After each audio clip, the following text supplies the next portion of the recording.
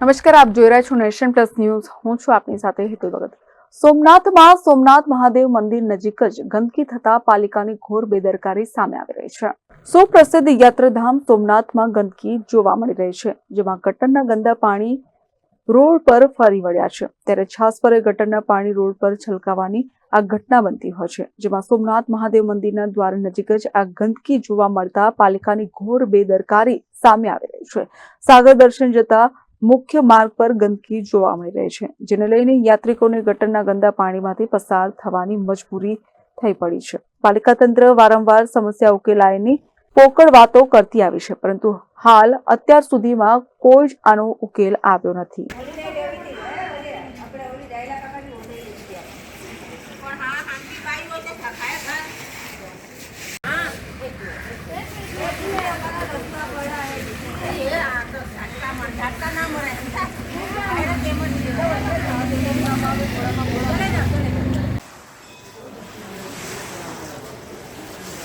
Mahesh Dodiya, nation plus news, Gir Somnath. સમાચારોના સતત update મેળવવા માટે અમારી નેશન પ્લસ ન્યૂઝની યુટ્યુબ ચેનલને સબસ્ક્રાઇબ કરો, બેલ આઇકન દબાવો અને જોડાયેલા રહો ફેસબુક, ઇન્સ્ટાગ્રામ અને ટ્વિટર પર.